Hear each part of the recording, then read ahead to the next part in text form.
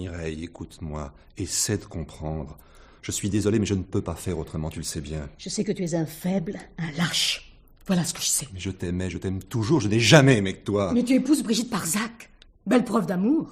C'est la carte forcée, je ne suis pas libre. Évidemment, puisque j'existe. Je ne suis pas libre de faire ce que je veux, ce que je voudrais. Ah, j'aurais voulu, moi, que tu sois un homme. Que tu prennes tes responsabilités. Mais tu te défiles tout le temps, tu es insaisissable. Tu n'as aucune volonté, aucune. Ta volonté, c'est celle de ton père. J'ai tout essayé, il n'y a rien à faire. Quand ton père a dit oui, c'est oui. Quand il a dit non, c'est non. Alors tu t'en es toujours tiré avec des peut-être qui pouvaient mener à rien. J'ai voulu gagner du temps. Mais pourquoi faire, Jean? Pour arriver là où nous en sommes? Pour te marier dans 2 mois avec la petite Brigitte Parzac? Je ne lui en veux pas, remarque. C'est à toi que j'en veux, à toi seul. Ne parlons pas de ton père, un tyran. De ta mère, un zéro. De ton oncle, un brave type qui aurait mieux fait d'aller chercher fortune ailleurs. Tu es sévère. Ai-je raison? En un certain sens, Mireille, tu n'as pas tort, mais tu manques de nuances. Ma mère essaie d'arrondir les angles. Sans résultat, donc, sans intérêt. Mon oncle Raymond, qu'est-ce que tu veux, il a eu des ennuis. Oui, je sais. Ton père l'a sauvé de la faillite, il l'a pris avec toi dans son entrepôt, vous marchez tous les deux à la baguette, mais c'est moi qui en subis les conséquences. L'oncle Raymond, je m'en fiche. C'est un flambeur qui ne s'intéresse qu'aux cartes, à la roulette, grand bien lui fasse.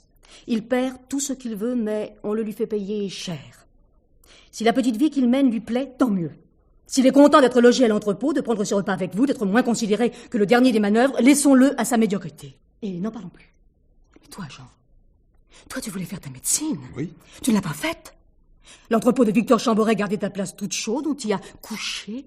Tu t'y trouves bien. Quand père se retirera, je prendrai la suite, c'est mon devoir, je crois. Tu crois? Oui, mais tu n'en es pas sûr. Tu n'es jamais sûr de rien. Il n'y a pas si longtemps, tu n'étais pas sûr d'épouser Brigitte Parzac. Oh, les choses ont évolué. La petite Parzac a pris ma suite. C'est une habitude, décidément, dans votre famille. Mais mon père n'a rien contre toi, Mireille. Mais c'est encore heureux.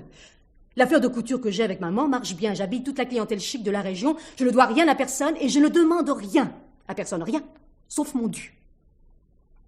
Après ce que tu m'avais promis, mon dû, c'était toi. Nous avons parlé de certains projets, comme ça, en l'air. Nous en avons parlé très sérieusement. Si sérieusement que je me voyais déjà Madame Jean Chamboret. Je ne me croyais plus disponible. Mais tu l'étais. La place est prise. J'ai été gourde. J'ai eu confiance. Mais avoir eu confiance en un être comme toi, Jean, c'était la pire des imbécilités. Tu m'as fait la cour. Mais c'était prendre le problème à l'envers. La cour, c'est moi qui aurais dû la faire à Monsieur Chamboret pour me mettre dans les bonnes grâces de cet homme terrible devant qui rien ne compte, surtout pas toi. Ah, je t'en prie. Ton père n'a rien contre moi, vraiment. Eh bien moi, je serais plus franche. Ton père, je le hais.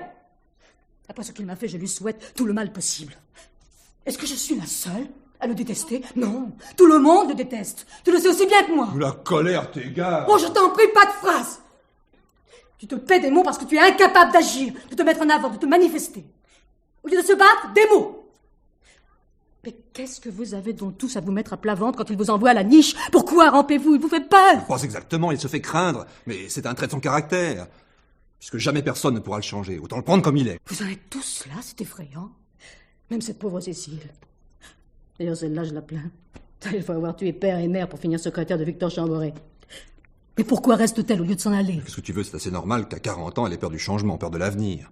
C'est ce que je disais. La peur. Toujours la peur. Ta mère a peur, ton oncle Raymond a peur, Cécile a peur, tout ça. Parce que Victor Chamboret existe et qu'il fait en sorte qu'on ne l'oublie pas. Mais c'est trop facile de tout mettre sur le dos de la peur. L'oncle Raymond veut être tranquille. Cécile est dévouée à notre affaire. Pourquoi chercher plus loin? Tu vas tout de travers, Mireille. Tu ne te contrôles plus. Mais dis tout de suite que je suis folle. Mais je finis par me le demander. Restons-en là. À quoi bon discuter, puisque c'est inutile? Alors c'est bien vu. Bien décidé. Nous deux, fini. Je ne suis plus libre, Mireille. Essaie de le comprendre. Pas même libre d'avoir dans ma position, comment dirais-je, une aventure. Mufle. Sale mufle. C'est ton père qui t'a soufflé le compliment. Oh, tais-toi. Non. Assez parlé de mon père, hein. Laisse-le où il est, ça vaudra mieux. Non mais dis donc. On dirait que tu reprends du poil de la bête, ça te change. Mireille, rends-moi cette justice. Je t'ai parlé avec mon cœur parce que je t'aime. Si je ne t'aimais pas, je n'irais pas mis autant de forme. Ce qui est passé est passé. J'ai mon avenir, tu as le tien. Nous n'avons plus le même, c'est tout. Il n'y a pas de quoi en faire un drame. Je n'ai pas l'intention de faire un drame, mais je tiens à te dire que tu m'as déçu. Qui puis-je? Tous les salauds me déçoivent. Je préfère te voir tel que tu es, non tel que je t'imaginais. Tu n'as décidément pas la rupture élégante. Ça, je te respecte trop pour te laisser un chèque. Je te le ferai avaler, ton chèque. Raison de plus pour pas se tenir. Ça me fait choquant, oui. Et bah tout de suite, et pour toujours. Par exemple, si je m'attendais. Adieu, et sans regret. Tu peux en être sûr. Mes enfants, mais qu'est-ce qui se passe? Mes enfants, allons, voyons. Non, ne te mêle pas de ça, maman. Mais il ne faut pas vous mettre dans des états pareils. Mireille, calme-toi, je vous en prie. Je m'en vais. Adieu, Mireille, tant pis. Adieu, madame. Croyez que je regrette. Mais c'est moi qui suis désolée de vous voir aussi nerveux. Enfin, reposez-vous quand même un peu avant de partir. Le grand air me fera du bien. Le grand air, Mireille. Je te jure, j'en ai besoin. Tu n'es pas le seul, je te connais, va. Au volant, tu te sentiras mieux du moment que tu fais de la vitesse. Plus rien ne compte, allez, fonce. Mais pardon, qu'est-ce que tu attends? Jean! Quoi encore? Jean, fais attention. Ne conduis pas trop vite.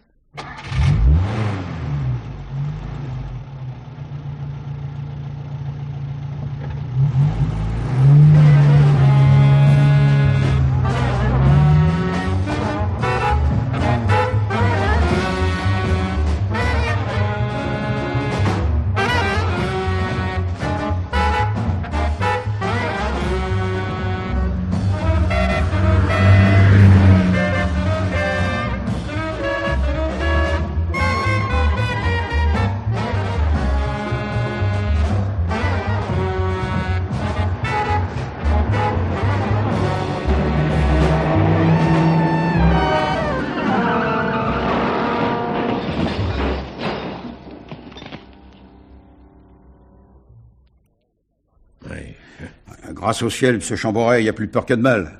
Votre fils n'a rien. Un vrai miracle, c'est moi qui vous le dis. Un miracle, gendarme. Eh oui. C'est un miracle de rentrer dans une borne quand on fait à peine du 70 à l'heure. Oh, mais... Ne dis pas le contraire, Jean, le compteur est bloqué à 70. Alors quoi, tu ne sais plus conduire? Il faut dire que le bas de côté de la route est mauvais et il a dû déraper. À quelques mètres près, il partait dans un champ. Qu'est-ce que vous voulez, M. Chamboret, un accident, ça ne se commande pas. Où est la voiture? La dépanneuse est sur place. Elle va la remorquer chez vous. Dans quel état? Il n'en reste pas grand-chose. L'assurance dira qu'elle est tout juste bonne pour la ferraille. Tout l'avant est enfoncé. Misère de malheur. Mais mon ami Jean n'est pas blessé, c'est l'essentiel. Lucie a raison, Victor. Ta sœur n'a jamais tort, Raymond, je sais. Mon fils non plus et toi non plus. Une voiture de sport toute neuve, surbaissée, décapotable et tout. Malheur. C'est l'affaire des assureurs, papa. Nous ne perdrons rien. Toi, Jean, tu vas pas commencer à m'échauffer les oreilles. Ce que tu as de mieux à faire, c'est de la boucler. Mais papa, enfin... La ferme! Si quelqu'un a le droit de dire quelque chose ici, c'est moi! Monsieur Chamboret, il faut voir les choses comme elles sont. Des dégâts purement matériels, c'est quand même moins grave qu'un accident corporel. Votre fils n'a blessé personne. C'est pas comme l'autre. Quel autre? Le chauffard. Il a renversé 2 enfants qui sortaient de l'école, justement sur la même route. Oui, pauvres gosses. Ils sont bien touchés. Je les ai fait conduire à l'hôpital. Après, vous savez ce que c'est, le constat à faire, les mesures à prendre. C'est ce qui nous a retardés. Autrement, je vous aurais ramené votre fils depuis plus d'1 heure. Oh, pauvre petit. Mais j'espère que cet homme sera condamné comme il le mérite. Cet homme ou cette femme, l'un ou l'autre, à condition de mettre la main dessus. Il ne s'est même pas arrêté, le salaud. Délit de fuite. Si quelqu'un ne nous avait pas alertés en nous téléphonant d'un poste d'essence, à 2 kilomètres de là, il mourrait au bord du fossé. Oh mon Dieu, mon Dieu. Moi, je vous le dis, c'est révoltant. Je sais bien qu'en janvier, la nuit tombe vite et que le conducteur a pu ne pas les voir. Mais quand même, il y a eu le choc. C'est impossible qu'il ne se soit perçu de rien. La peur des responsabilités, comme toujours. Comme toujours. C'est bien pour ça que tout va de mal en pis. Personne n'ose lever le petit doigt, le craindre que le ciel lui tombe sur la tête. Dans ma jeunesse, j'ai connu des hommes, des vrais. Où sont-ils passés? Des femmelettes. Voilà de quoi est fait le monde aujourd'hui. Des couards, des incapables, des poules mouillées. N'est-ce pas, gendarme, que j'ai raison? Moi, M. Chamboret, vous savez... Je sais ce que je sais, ça me suffit. J'en ai tant vu, on m'en a fait tant voir, enfin, je me comprends. Quand même, avoir bousillé ma voiture. D'après la carte grise, elle appartient à votre fils, M. Chamboret. Et alors? Qu'est-ce que ça change? C'est du pareil au même. Ici, dans ma famille, rien n'appartient à personne, tout appartient à tout le monde. L'entrepôt, c'est un tout. Avec autour des détails sans importance. Les détails ne m'intéressent pas. C'est pas que je m'ennuie, M. Chamboret. Mais... Oui, votre travail, votre devoir, vous êtes dans le vrai, gendarme. Continuez. Allez. Et passez dans le banc. Je vous reconduis. Madame, messieurs. Au revoir, gendarme. Monsieur Jean, si j'ai besoin d'autres détails, je vous les demanderai. Oui. Mais je crois pas que ce sera nécessaire. Bon. Je vais faire un tour à l'hôpital. La mère des enfants doit y être.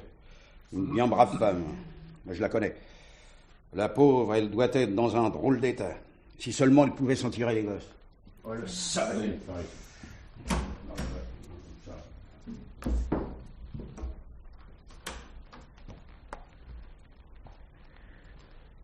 Et maintenant, bon à rien. À nous deux. Raconte-moi exactement ce qui s'est passé. Mais on vient de te le dire, mon ami. Que voudrais-tu savoir de plus? Ce que je veux savoir, c'est la vérité vraie. Pas celle du gendarme qui raconte n'importe quoi parce qu'il ne comprend rien à rien. Comme toujours, d'ailleurs, ça ne change pas. Regarde-moi, Jean. Oui, papa. Donc, tu as percuté cette borne. Les gendarmes l'ont constaté. À 70 à l'heure. Ça ne t'ennuierait pas de ne pas me prendre pour un imbécile? Tu ne sais pas faire grand-chose, mais au volant, tu as ton affaire. Enfin, tu serais ton affaire à condition d'être dans ton état normal, mais es-tu dans ton état normal? Mais que veux-tu dire, mon ami? Aucune importance. Regarde ton fils. Il a l'œil vitreux. Jean a subi une commotion, c'est naturel. Une commotion, mais pas une égratignure. Pourvu qu'il n'ait pas de contusion interne. Il faut absolument qu'il voie le docteur tout de suite. Tu veux que je te le dise, son diagnostic? Ce petit imbécile a un verre dans le nez. Oh, Papa, mais je te jure... Serment d'ivrogne, d'où venais-tu? Mais de nulle part. Où allais-tu? Papa, je rentrais à la maison. Et entre les deux? Je sais plus, moi. oh, mon pauvre petit. Tais-toi! Je fais mon enquête, une enquête à ma façon. Nous disons donc qu'entre les deux, tu ne sais plus. Aucun souvenir. La borne, quand même. Elle doit bien te rappeler quelque chose, la borne. Oui. Je vais te rafraîchir la mémoire, compte sur moi. L'accident des deux gosses. Qu'est-ce que tu en penses? Rien. Il a eu lieu avant le tien ou après? Comment veux-tu que je sache? Quand je suis passé sur la route, je n'ai rien vu. Tu n'as pas vu les gosses? Mais Victor, je t'en supplie. Tu n'as pas le droit d'accuser ton fils. Te rends-tu compte de ce que tu es en train de faire? Je n'accuse personne, je veux savoir. C'est peut-être pas sa faute à ce crétin. Les enfants ont pu se jeter sous ses roues, ça s'est déjà vu. Mais il le saurait, voyons. Il vient de te dire qu'il ne se souvient de rien. C'est la vérité. J'espère. Autrement, la voiture en miettes, un type aux 3 quarts abruti qui tient à peine debout. Mais voyons, je sais, la commotion. Et puis zut. Dire que c'est un idiot pareil qui prendra la suite de mes affaires. Il va tout fiche en l'air, ça fait pas un pli. Mais Jean s'y mettra, j'en suis sûr.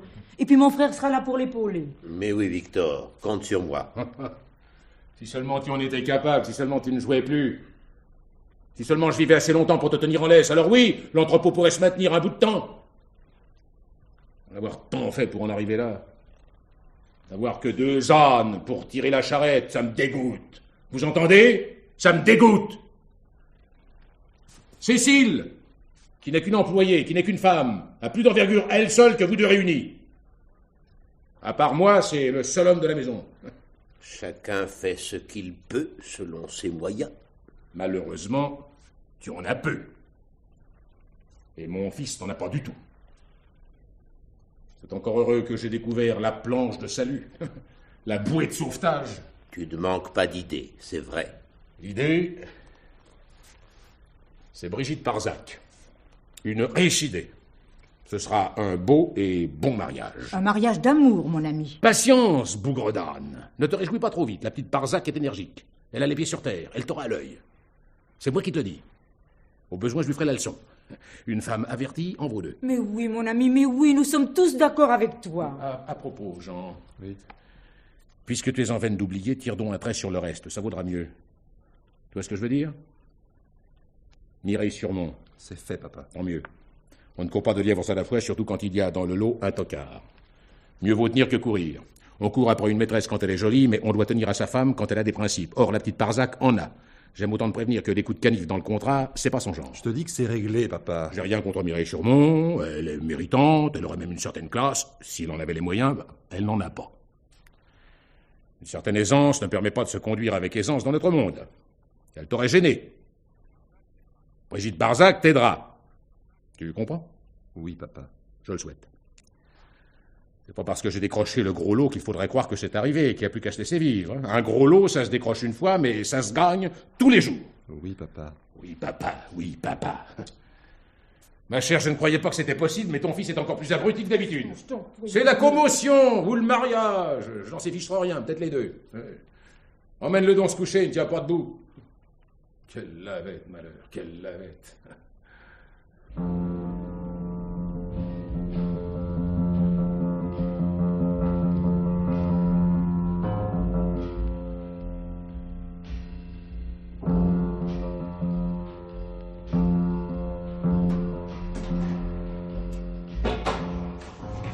Préparez un chargement de bois pour l'Omnium.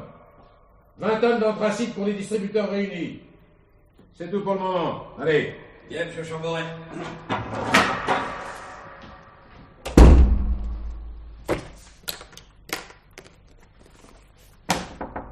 Entrez. Qu'est-ce que vous voulez, Cécile? On vous demande au téléphone, monsieur. De la part de qui? C'est personnel. Bon, passez-moi la communication. Sur la 2e ligne, monsieur. Bon, ça va, ça va. Ah oui? J'écoute. C'est moi qui est à l'appareil. Ah. Vraiment? Ah, c'est d'accord.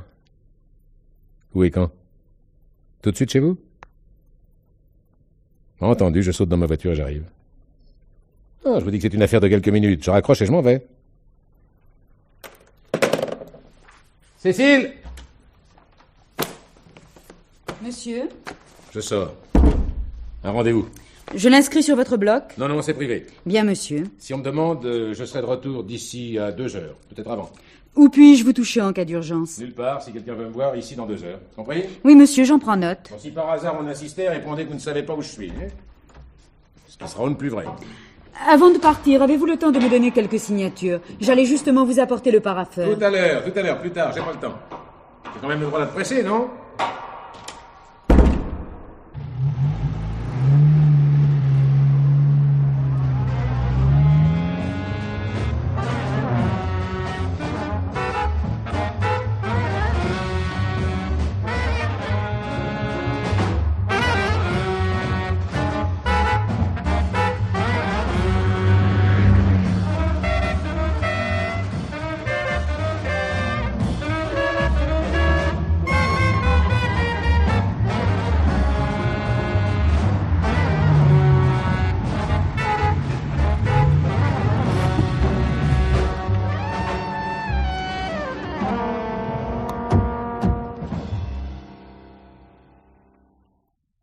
Entrez, monsieur Chamboret. Asseyez-vous. Merci d'être venu si vite. Puis-je vous offrir quelque chose? Non, non, rien, merci. Comme vous voudrez. Ce que je voudrais savoir, mademoiselle Surmont, c'est pourquoi vous m'avez téléphoné en insistant sur la gravité de ce que vous aviez à me dire. S'il s'agit de mon fils, je crois qu'il vous a tenu au courant, je n'ai rien à ajouter, sinon ceci. Ce qu'il y a eu entre vous est non seulement d'histoire ancienne, mais ne me regarde pas. À moins qu'il ne s'agisse d'autre chose, en ce cas, je vous écoute. Il s'agit de Jean. Alors je m'en vais. Restez. Bon, je veux bien vous accorder quelques minutes, mais faites vite, mon temps est précieux. Soyez tranquille, ce n'est pas avec moi que vous le perdrez. Je l'espère. Au fait. Savez-vous que Jean a renversé hier 2 enfants sur la route? Comment le sauriez-vous? Hier, justement, il est venu me voir. Nous avons parlé. Vous avez rompu. Il m'a signifié mon congé, en effet, avec une brutalité dont je ne l'aurais pas cru capable. Le ton est monté, il est parti fou furieux, dans un tel état que je l'ai suivi. Pourquoi faire? Ce que je sais. J'ai peur. Peur pour lui. Un reste d'amour. Un reste d'affection, si vous aimez mieux. Enfin, j'ai pris ma voiture et je l'ai suivi. Vous êtes libre de me croire ou de ne pas me croire. Je ne vous crois pas. Il a fait une 20aine de kilomètres à un train d'enfer, puis il s'est arrêté, au Jimmy's. Vous pouvez contrôler. Il a pris coup sur coup 4 whisky. J'étais resté dans ma voiture, je l'ai vu faire, mais je ne pouvais pas intervenir, n'est-ce pas? Si je m'étais manifesté, pour lui, c'était pire. J'ai attendu qu'il sorte. Les whisky n'avaient rien arrangé, au contraire. Le barman s'en est aperçu, si vous y tenez, il vous le dira.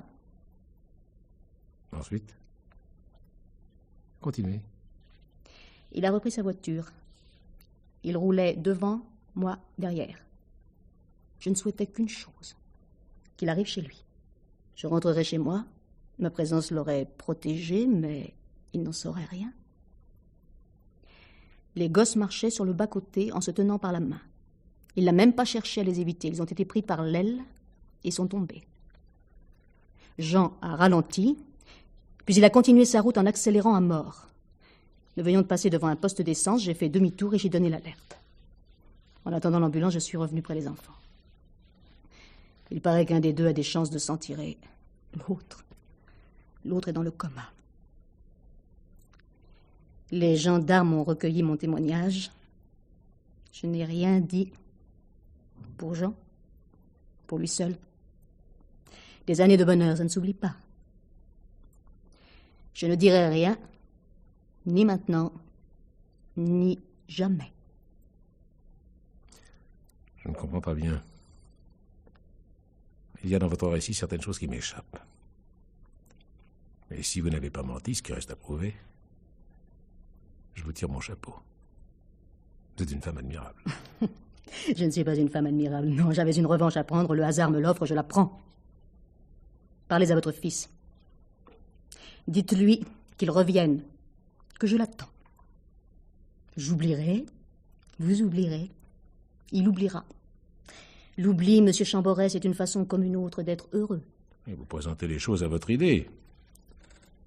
Vous les arrangez à votre façon. Je voudrais pouvoir vous répondre d'accord et tout serait dit, malheureusement. Malheureusement, pour qui? Pour moi? Pour nous tous, et j'en suis désolé. Si Jean vous revenait, c'est qu'une supposition. Une simple supposition. Nous serions dans l'impasse. Forcément, dans l'impasse. On peut toujours trouver une porte de sortie, le mariage en est une. Vous n'avez quand même pas la prétention d'épouser Jean. Mais si, je l'ai. C'est pas sérieux. Il se marie dans 2 mois, alors. C'est oui, c'est non. C'est non. Et Jean a son mot à dire, il me semble. Vous pourriez au moins le consulter. Ce n'est pas lui qui décide, c'est moi. Il fera ce que je lui demanderai de faire. Non mais pour qui me prenez-vous? Pour un homme à qui j'offrais sa chance, mais qu'il a refusé. Je refuse votre ultimatum parce qu'il est inacceptable. Et comme il n'y a pas d'autre solution... Il y en a une autre, mais qui malheureusement me plaît moins. Vraiment? Laquelle? 10 millions. Inutile de marchander, c'est mon dernier mot. Mais c'est du chantage! Un abominable chantage! Ménagez vos expressions, monsieur Chamboret, je pourrais me fâcher. Si je me fâche, je parle. Si je parle, votre fils est arrêté. S'il est arrêté, il sera condamné. Je pense qu'il ne faudra pas compter sur mademoiselle Parzac pour le sortir de prison. Un chantage. Je vous croyais intelligente, ma fille, mais vous êtes tout simplement rusée. Et vous croyez me tenir? Mais vous n'avez rien contre nous, rien du tout, pas la moindre ombre de preuve. Votre histoire, c'est du vent, du vent. D'abord, il n'y a pas de témoin à part vous, soi-disant. Vous, la maîtresse qu'on liquide et qui se venge. Vous avez un mobile, c'est la première chose qui saute aux yeux. J'ai bien envie de porter plainte. Ma foi, oui. La prison, elle ne sera pas pour mon fils, elle sera pour vous. Il n'a pas pu renverser ces gosses. Comment aurait-il pu les renverser puisqu'il venait d'avoir un accident à des kilomètres de là? Un autre accident, oui, je sais. Un accident qui avait un but précis, n'est-ce pas? Bon, il n'allait plus mettre le scénaire, c'est vous qui l'avez dit. Les accidents, c'est comme ça qu'ils arrivent, surtout avec sa manie de conduire comme un fou.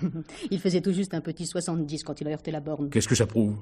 Qu'il s'est brusquement senti fatigué, qu'il a ralenti? Après l'énervement, le coup de pompe, c'est classique. Et puis il avait bu. Oui, mais la chute des enfants l'avait dégrisé. Il descend de voiture, un peu plus loin. Il examine les dégâts. L'aile et la calandre sont enfoncées. En cas d'enquête, il faudra bien qu'il s'explique. À moins, monsieur Chamboret, qu'il ne provoque exprès un nouvel accident pour faire disparaître la preuve.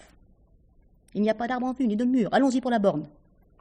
Il se jette dessus avec suffisamment d'élan pour démolir tout l'avant de sa voiture, mais pas trop vite, pour ne pas se tuer ni même se blesser. Les traces de l'accrochage ont disparu, les gendarmes n'y voient que du feu et le tour est joué. Pas joli, mais efficace. Malheureusement pour lui, et malheureusement pour vous, monsieur Chamboret, j'ai tout vu. Alors, un conseil, ne parlez plus de chantage. Dédommagement me semble plus juste, vous ne croyez pas? Maintenant, vous pouvez partir. Nous nous reverrons, mais dans d'autres circonstances qui seront, je le crains, pour vous fort désagréables. Oui, je m'en vais. Je m'en vais tout de suite. J'ai une démarche à faire, ne me retardez pas. Vous savez de quelle démarche il s'agit. Mais attendez un peu. Rien ne presse. Prenons notre temps, il faut réfléchir. C'est tout réfléchi. Je parlais pour moi. Vous devenez raisonnable, monsieur Chamboret. C'est préférable pour votre fils et pour vous. Raisonnable, je me le demande. Car enfin, qui me prouve qu'après... C'est un risque à courir. Laissez-le ou prenez-le, mais faites vite. Quelques jours suffiront. Pas d'accord. Je vous donne jusqu'à ce soir. Un après-midi pour vous décider, c'est suffisant. Je l'espère. On ne vit que d'espérance, mais monsieur Chamboret, attention. On en meurt aussi.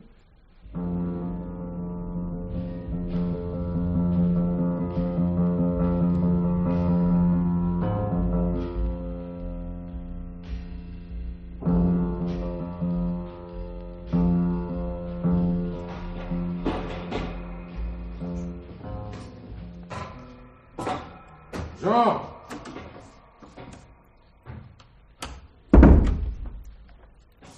Jean, il faut que je te parle. Il faut que je te parle plus à fond de ton accident. Quelque chose me tracasse. Moi aussi, papa. Ah, tu vois? Je suis ennuyé. Très ennuyé pour la voiture. Oh, il s'agit bien de la voiture. Il pourrait y avoir là-dessous quelque chose de bien plus embêtant, de beaucoup plus grave. Tu vois ce que je veux dire? Franchement, papa, non, je ne vois pas. N'aie pas peur. Tu me crains, je sais, mais tu n'as pas de raison d'avoir peur de moi. Au contraire, je suis ton père. Je veux tout savoir pour t'aider. Serrons-nous les coudes et tout ira bien. Mais d'abord, fais-moi confiance. Ne me cache rien. Hein? Les enfants qu'on a retrouvés sur le bord de la route. Tu es bien sûr au moins de ne pas les avoir renversés. Oh, papa... Ce n'est pas une réponse. Enfin, pas une réponse comme je le voudrais. J'ai besoin de savoir si tu en es sûr, absolument sûr, sans aucun doute possible. Je ne sais pas. J'essaie de me souvenir, mais je ne me rappelle rien qui puisse ressembler à une certitude. J'étais si fatigué. Ta fatigue, je me l'explique à la rigueur. Mais la mort d'un gosse... Malheur, c'est quand même une chose qui marque. Les enfants marchaient devant toi. Je les ai pas vus. Tu les as vus trop tard. Seulement après. Non, autrement je me serais arrêté. Ah bah, tu as continué ta route. C'est que justement, je ne me suis aperçu de rien. Ah, pourtant, il y a eu un choc. Je ne l'ai pas senti. Ah, mais il y a eu un choc. Mais je ne sais pas. Ah, non, quand même, non, c'est trop facile. Tu me demandes la vérité, mais je te l'ai dit. Quelle misère. Mais si pourtant c'était toi. Il faudrait que... Je ne sais pas, moi, il faudrait le prouver. Ça ne me plaît pas beaucoup comme réponse. T'as une preuve? Où as-tu bien pu chercher une idée pareille? C'est vrai, je suis idiot. Oh, ouais. Ça fait des années que je m'en aperçois. Je n'ai vu personne sur la route. J'aurais préféré que quelqu'un passe à ce moment-là. Au moins, nous aurions été fixés au lieu de supposer des choses que nous ne pouvons pas savoir, ni toi ni moi, puisque tu étais à la maison et moi dans le cirage. Tu étais dans le cirage, oui, mais pas assez pourtant pour n'avoir pas réfléchi. Continue, papa. J'ai réfléchi à quelque chose. Mais à quoi? Dis-le, si tu as une idée derrière la tête. C'est le coup de la borne. Tu ne serais pas rentré dedans exprès, par hasard? Pour esquinter la voiture? Mais je ne suis pas fou. C'est justement ce que je me demande.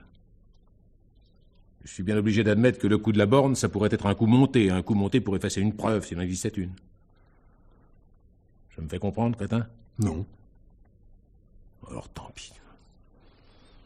Je te préférais cinglé, même irresponsable, mais si tu es simplement moche, c'est la fin de tout. Mais papa... J'ai dit, tant pis.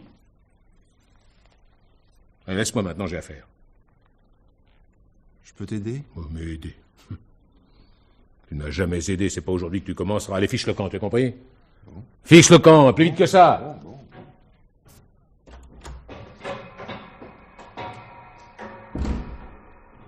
Il n'a rien dans la tête, ce petit, rien dans le ventre. C'est dommage.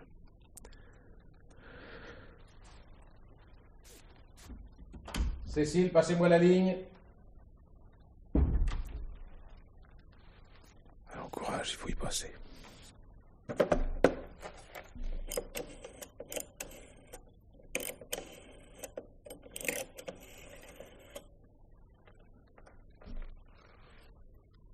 Ici Chamboret.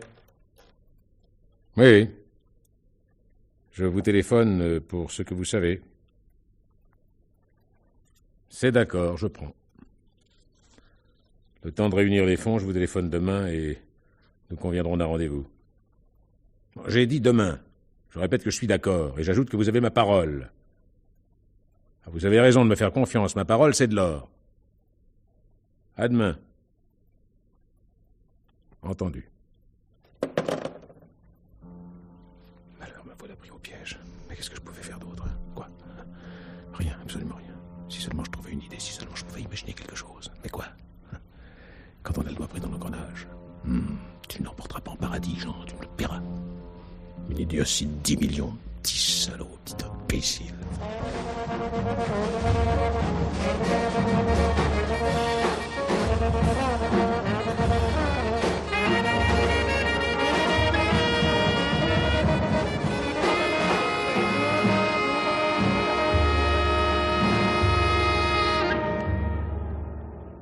Je ne peux rien vous dire, commissaire, je ne sais pas. Comment voudriez-vous que je sache? C'est atroce. Atroce. Mireille, la petite fille, c'est pas vrai, c'est un cauchemar. Excusez-moi, madame, vous n'avez touché à rien, n'est-ce pas? Oh, rien. Je l'ai juste un peu bougé, je voulais pas croire. Mademoiselle Surmont était donc dans la salle de séjour de votre villa, étendue en travers de la cheminée. Elle avait quitté le magasin à 4h30. Il y avait une livraison à faire chez une cliente. Elle l'a faite? Oui. Ensuite, il était convenu qu'elle devait passer à la villa pour y prendre le carnet de chèques avant de revenir au magasin. J'en avais besoin pour un règlement. Mais le carnet de chèques est toujours là. Elle aussi, mon Dieu. Mireille n'a jamais fait de mal à personne. Pourquoi l'avoir tuée? L'arme du crime. Ce tisonnier. Vraisemblablement rupture des vertèbres cervicales. À part vous, personne n'était au courant de ce qu'elle devait venir prendre du carnet de chèques. Oh, absolument personne qui aurait pu le savoir. Ça s'est passé très vite, juste avant qu'elle ne parte.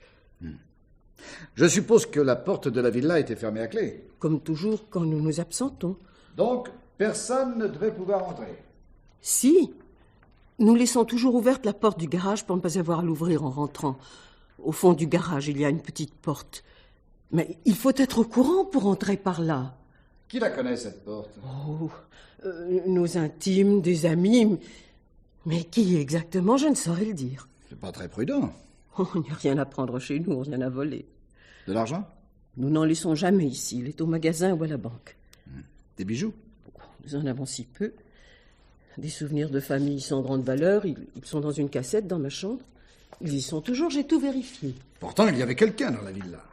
À moins que votre fille ait ouvert la porte à quelqu'un qu'elle attendait ou qu'elle n'attendait pas. Mais nous ne quittons jamais le magasin avant 8h du soir.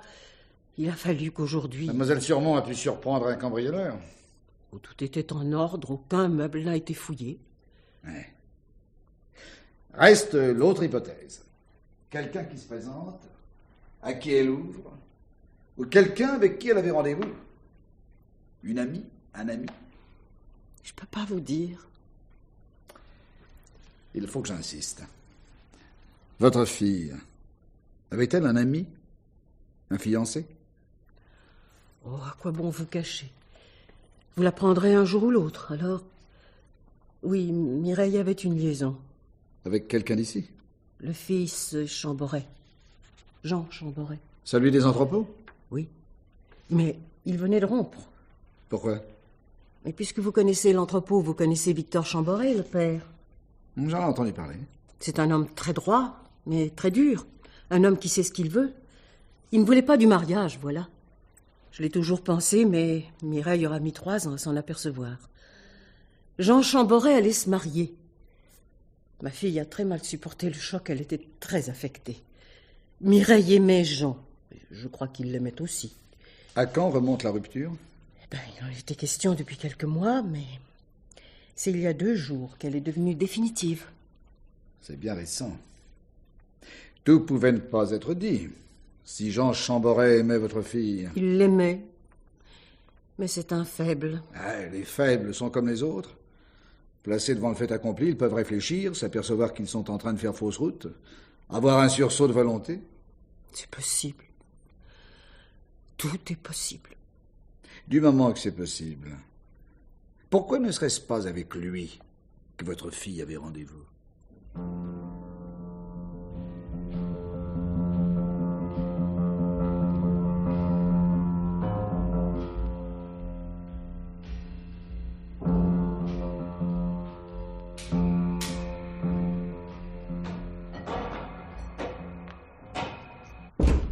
Oh, monsieur Jean, quelle nouvelle affreuse. Vous ne pouvez pas savoir combien nous sommes désolés pour mademoiselle Surmont. Pour vous aussi, bien sûr. Comme vous devez souffrir. Je compatis. Nous compatissons, mon vieux.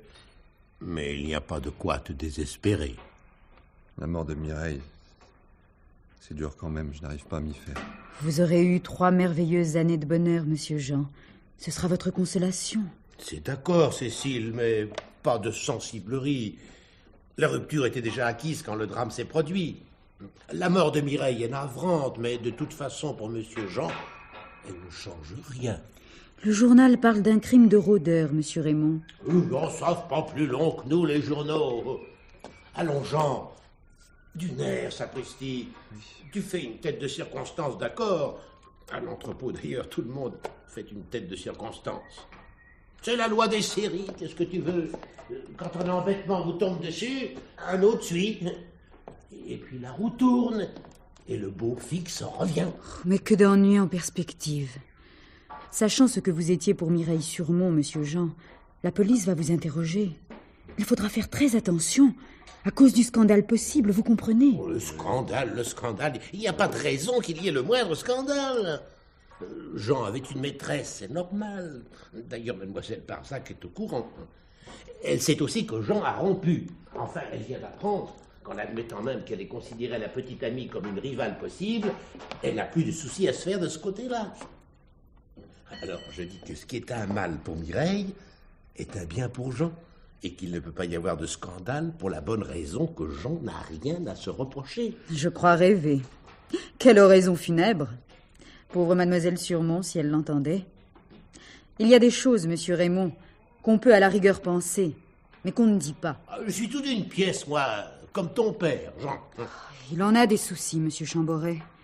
Celui-ci qui s'ajoute est de trop. C'est vrai, Raymond. Papa n'est pas bien. Je trouve qu'il n'est pas bien du tout. Avec tous ces ennuis, c'est normal. Non, ce n'est pas normal. Avec ton père, Jean, nous passons notre vie à donner des coups d'épée dans l'eau. Oh, je sais. Alors, mon vieux Jean, quand on t'interrogera, fais ce que tu dois faire, mais n'en fais pas trop. Écoute, réponds, mais surtout, tais-toi. Et sois précis autant que faire se peut. Tâche de te rappeler ce que tu as fait, pourquoi tu l'as fait et comment tu l'as fait. Contente ces messieurs pour ne plus en entendre parler et surtout pour qu'on ne parle pas de toi. Ne t'inquiète pas.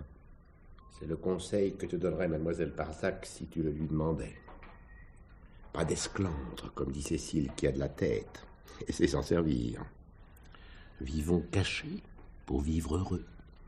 C'est la grâce que je te souhaite. Mon vieux, fais confiance à l'oncle Raymond. Permettez un instant. Je désire parler à monsieur Chamboret. Le père ou le fils? Jean Chamboret. C'est moi. Commissaire Lavergne. Passons dans mon bureau, voulez-vous? Je suis.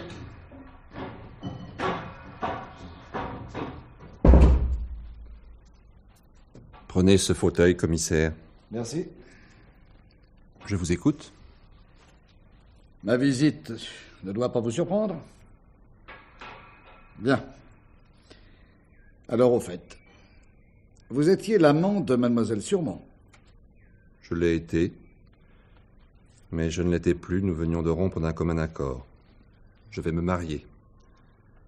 Mireille était une maîtresse charmante, mais je ne l'ai jamais considérée que comme une aventure. Ma vie était ailleurs, donc une séparation s'imposait. Pourtant, vous l'aimiez. Comme maîtresse, oui. Pas comme femme. Pendant 3 ans, elle s'est montrée sous un jour qui n'était pas le sien, solide, dévouée, ne cherchant qu'à me rendre heureux. Et vous? Je faisais mon possible. Sa dernière réaction m'a cruellement déçu. Quand l'avez-vous vue pour la dernière fois? Il y a 3 jours, quand je lui ai fait part de ma décision définitive. Elle n'avait plus à compter sur moi. Il était inutile de me relancer. Bien. Depuis? Depuis, elle a fait ce qu'elle a voulu. Elle était libre. Vous aussi. Forcément. Alors, ne vous formalisez pas, c'est la question classique. De votre côté, qu'avez-vous fait? Quel a été votre emploi du temps d'hier, disons, à partir de 5 heures du soir? Je suis allé reconnaître en début d'après-midi un lot de bois sur pied qu'on nous propose à l'achat, assez loin d'ici, dans les bois de Nolière. Ça m'a pris du temps, plus que je ne le pensais. Un peu après 4 heures, la nuit m'a surpris en plein travail. Vous étiez seul? Je n'ai besoin de personne pour reconnaître une coupe de bois. Donc, vers 4h30, je suis retourné vers ma voiture que j'avais laissée à 2 kilomètres dans un chemin creux. Il y avait des ornières profondes comme ça, du sable, de la boue, mes roues patinaient. J'ai eu toutes les peines du monde à m'en sortir. Une fois désembourbé, j'ai repris la route et je suis revenu à l'entrepôt. Il était 6 heures passées, il n'y avait plus personne. J'ai travaillé ici même dans ce bureau et je suis rentré chez moi pour dîner à 7h30. Voici mon emploi du temps, commissaire, aussi précis que possible. Précis? Peut-être un peu trop. Mais vérifiable. Peut-être pas assez. Je ne pouvais pas supposer que... Évidemment. À première vue, vous ne le pouviez pas.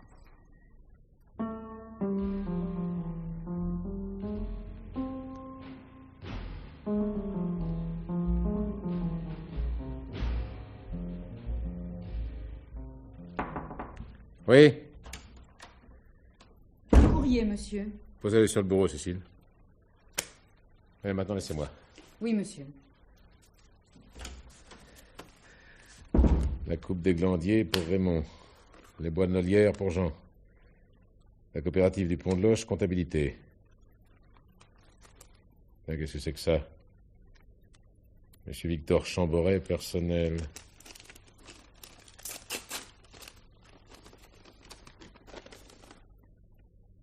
Une lettre anonyme. Oh, malheur. Que faisiez-vous le soir du crime chez Mademoiselle Surmont? Elle en savait trop long sur l'accident. Votre précieux fils allait avoir des ennuis. Il fallait la faire taire. Les morts ne parlent pas. Un conseil, faites comme elle. Taisez-vous. La police n'a pas besoin d'être au courant. Ou bien elle voudrait savoir pourquoi une certaine somme a été versée, pourquoi elle a disparu. Elle pourrait aussi penser que vous n'avez rien versé du tout, ce qui expliquerait bien des choses, mais n'arrangerait pas vos affaires, croyez-en. Un ami.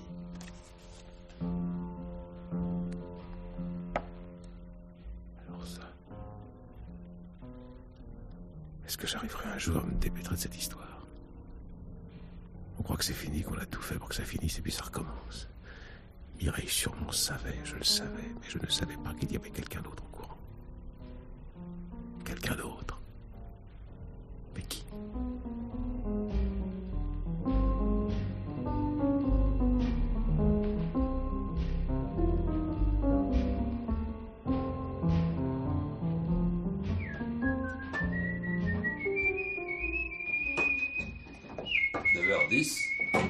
Bonjour, Cécile. Je suis en retard. Mon père est là? Oui, monsieur Jean, depuis 10 minutes. Mais il ne vous a pas encore demandé. Tant mieux. Ah, Raymond, voilà enfin. Voilà plusieurs fois que père te réclame, il est furieux. Oh. Ce n'est pas vrai, monsieur Raymond. Monsieur Jean vous fait marcher. Oh, j'aime mieux ça. Mon beau-frère, c'est pas le moment de l'énerver. Oh, mais non. Attention, le voilà. Alors, personne n'est encore au travail, on se tourne les pouces? On se raconte des histoires? Quelles histoires? Vos histoires, je m'en fous! Toutes les histoires, d'où qu'elles viennent, je m'en fous! Vous entendez, je m'en fous! Il n'y avait personne dans la pièce de réception, alors je me suis permis de... Entrez, commissaire, entrez donc. Si vous le voulez bien, je vous emmène dans mon bureau. J'allais vous le demander. Je voudrais aussi que toutes les personnes ici présentes assistent à notre entretien. Si vous croyez que c'est utile. Ça le sera peut-être. Enfin, peut-être pas, je n'en sais rien. Mais c'est justement ce que je voudrais savoir. Dans ces conditions, si vous voulez me suivre...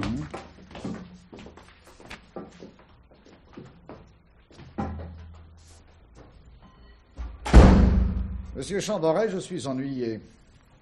Ennuyé pour vous. Pourquoi ne pas m'avoir dit que vous étiez chez Mademoiselle Surmont le soir du crime? Mais... Ah, il n'y a pas de mais, vous y étiez, on vous y a vu. Qui? Je pourrais vous répondre que ça ne vous regarde pas, mais je préfère vous dire que c'est moi qui pose les questions. Donc, on vous a vu. Était-ce la première fois que vous alliez chez Mademoiselle Surmont? La seconde. Nous nous sommes d'abord mis d'accord, c'était la veille. Ensuite, ce jour-là, je lui ai apporté une somme d'argent. Combien? 10 millions. Bigre. Pour comprendre, il faut que vous sachiez... Papa, j'ai dit au commissaire que Mireille était mon amie depuis 3 ans. D'ailleurs, il le savait. Mon fils allait se marier. Vous voulez pas qu'il y ait d'anécroche de ce côté-là. Mademoiselle Surmont était gourmande, elle a profité de la situation. Sans être normale, c'était humain. Je lui ai donc remis la somme pour qu'elle mette son magasin en vente et qu'elle quitte la région. C'était en quelque sorte un cadeau de rupture. Une indemnité de congédiement, si vous préférez. Votre fils était au courant? Commissaire, voyons. Laisse-moi parler. Non, commissaire. Je n'ai pas jugé utile de tenir mon fils au courant. Il s'était compromis, j'ai casqué, c'est une affaire de famille qui ne regarde que nous. Ah, et c'est une version qui tiendrait debout, à la rigueur, si l'on avait retrouvé les 10 millions que vous prétendez avoir versés. Je ne prétends pas, je ne prétends rien. Je dis ce qui est. Après avoir péché par omission. Pour vous, c'est un détail, mais pour moi, c'est un détail qui pourrait tout remettre en cause. Je ne vois pas pourquoi, commissaire. Si l'on admet que les fonds ont été versés, on peut en déduire que le vol a été le mobile du crime. Mais qui pouvait savoir que vous aviez rendez-vous avec mademoiselle Surmont pour lui remettre cette somme? Depuis combien de temps étiez-vous en pourparlers? La dernière fois que j'ai vu Mireille, elle ne m'a rien dit. Elle ne pouvait rien dire, Jean. Nous nous sommes vus le lendemain de la dernière visite que tu lui as faite. Comment avez-vous pris contact? Elle m'a téléphoné le matin. En effet, c'est moi qui ai passé la communication, je venais d'arriver. Et comme ça, tranquillement, au bout du fil, elle vous aurait dit « Votre fils vient de me plaquer, c'est 10 millions, venez, je vous attends. » Et vous vous seriez précipité chez elle pour la remercier d'avoir estimé votre fils au plus haut prix. Allons donc, monsieur Chamboret, c'est pas sérieux, ça. Pourquoi mentez-vous? Je ne mens pas à proprement parler. Et c'est vrai que j'ai un peu arrangé les choses. La fille me faisait chanter, voilà. Et voilà que tout devient clair. Vous y allez, vous vous disputez, la dispute tourne à la bagarre, vous la tuez. Plus de chantage à craindre, vous allez pouvoir dormir tranquillement. Bien imaginé, commissaire.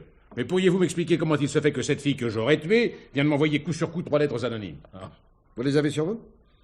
Montrez.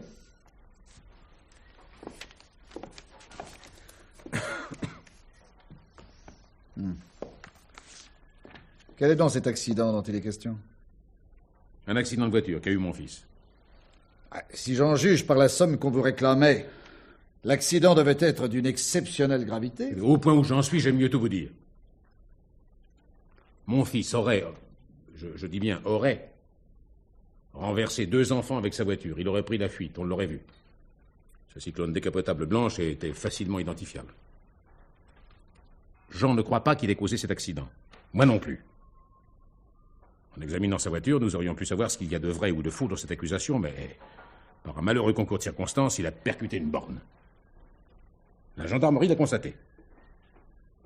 Mademoiselle Surmont prétendait que c'était voulu, justement, pour faire disparaître la preuve. Mon fils est innocent, mais que pouvais-je faire pour le démontrer? Rien. Alors, j'ai payé. Mais voyons, papa, je suis rentré dans cette borne en fin de soirée. Le lendemain matin, de très bonne heure, Mireille te téléphone. Comment pouvait-elle être si vite au courant? Par qui, mon vieux Jean? Mais par un complice, parbleu. Un complice? Alors je comprends de moins en moins. Si le complice a l'argent, pourquoi continue-t-il à me faire chanter? Si je peux me permettre une suggestion, monsieur, c'est pour vous faire peur, pour éviter que vous teniez la police au courant. Enfin, c'est du moins mon avis. C'est également le mien, mademoiselle. Vous avez un sens très aigu de l'observation. En somme, voici, en gros, comment je verrai les choses. Monsieur Chamboret se rend chez Mireille Surmont, il lui remet l'argent, il s'en va, le complice arrive, ou bien il était déjà là sans que monsieur Chamboret le sache, peu importe. Il n'y a pas accord au moment du partage, le complice assomme mademoiselle Surmont et part avec les fonds. C'était si facile de s'enfuir avec le porte-document. Hein? Cécile, qu'est-ce que vous avez dit? Le porte-document, comment savez-vous que j'avais laissé mon porte-document chez mademoiselle Surmont? Je vous somme de répondre immédiatement. Ah non, monsieur, je vous en prie. Je n'agis plus ici comme votre employé, mais comme l'auxiliaire bénévole de la police. Si j'ai parlé du porte-document, c'est que je vous vois mal ayant enveloppé les liasses de billets dans du papier journal. Puisqu'il ne vous quitte jamais, pourquoi ne l'auriez-vous pas emporté justement ce jour-là? Monsieur Chamboret ne vous attaque pas, mademoiselle. Il a été surpris, voilà tout, mettez-vous à sa place. Toute ma vie, je n'ai fait que ça. Me mettre à la place des autres. Répondre pour monsieur Chamboret, épargner les ennuis à monsieur Chamboret. Pour tout le monde, c'était toujours la même chose. Pourquoi s'en faire? Cécile est là. Ce n'est pas vrai ce que je dis, monsieur Jean. Oh, calmez-vous, Cécile, et laissez monsieur Jean tranquille. Vous ne croyez pas qu'il a suffisamment d'ennuis sans en rajouter? Et à qui la faute? Ce n'est en tout cas pas la mienne. Était-ce à moi de l'empêcher de conduire comme un fou? Cécile, taisez-vous. Mais c'est ce que j'ai toujours fait, depuis toujours. Me taire. J'ai l'habitude. Qui prenait les communications pour vous, monsieur Jean, quand Mireille Surmont téléphonait? Qui vous glissait l'heure des rendez-vous dans le tuyau de l'oreille?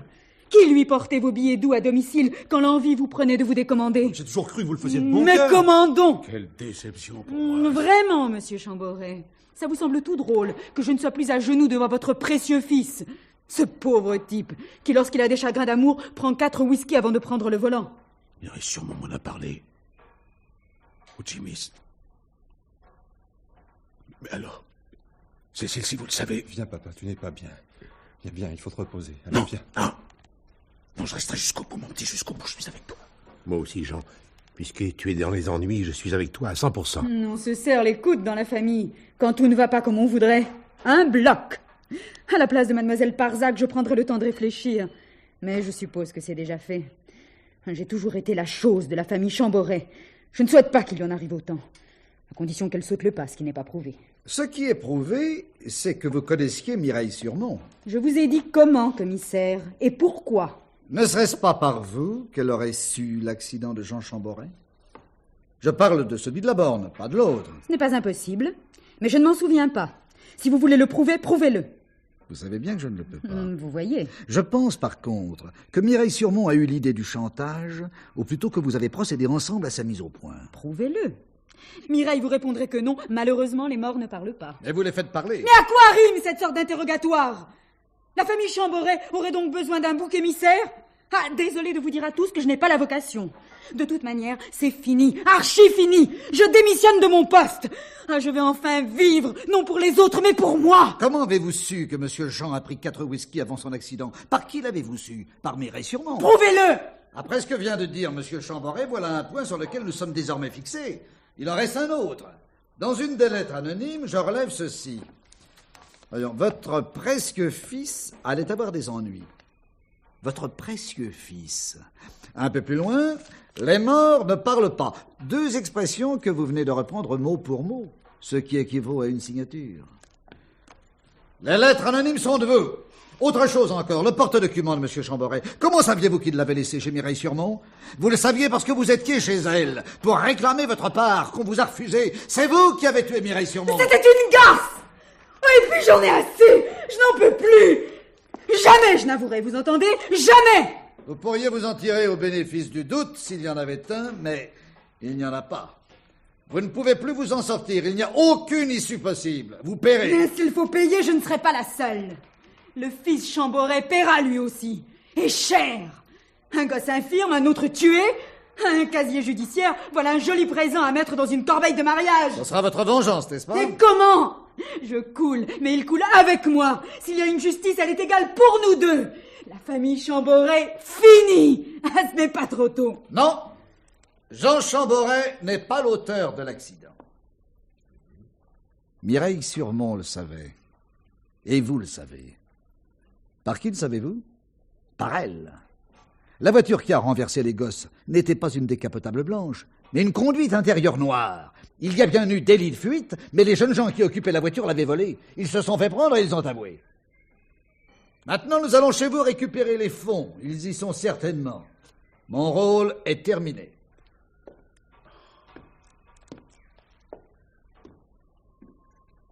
Viens, papa.